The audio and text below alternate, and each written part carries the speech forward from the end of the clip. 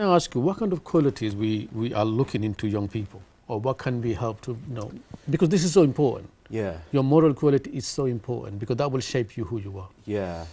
Well, I think you've touched on a number of different qualities that we look for in people. But I think one thing that's very important is being able to develop leadership skills in people, and recognizing who in the younger generations are the emerging leaders, or the leaders, even leaders now.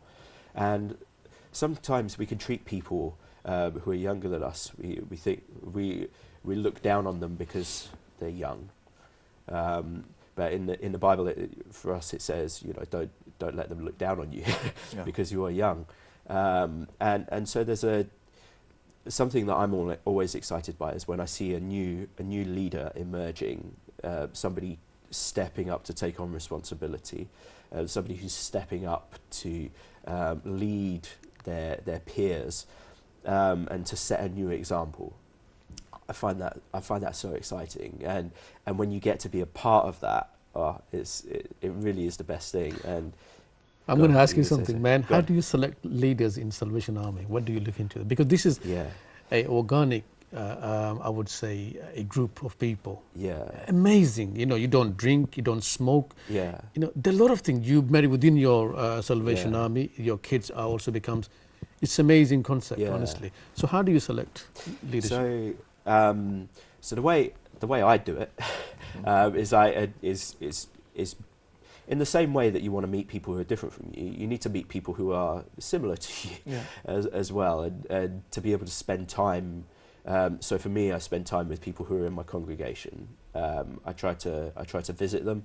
So whether that's in a coffee shop or in their home, and you could see people who are thinking about the bigger picture. People who are thinking about what's beyond their own life. People who are thinking about the difference that they want to make beyond their own postcode, for example.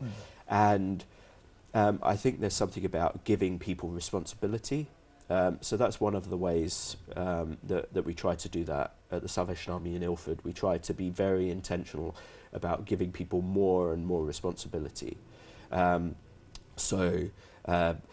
I keep talking about the night shelter because that's what. Can you give us one example, like that person you picked up? Because of this, and I put in there. Can you pick one story? So there's one guy that I can think of. I don't want to embarrass him by naming him, but for example, when I met him, his main responsibility. We have little small envelopes that people put their tithe in. That's what they put their monthly or their weekly money in to contribute to the church, and that was his main responsibility at the time. But you could see it. You just have to meet him to know that he's a capable guy, and for him, for what we saw was every time you give him some responsibility, he lives up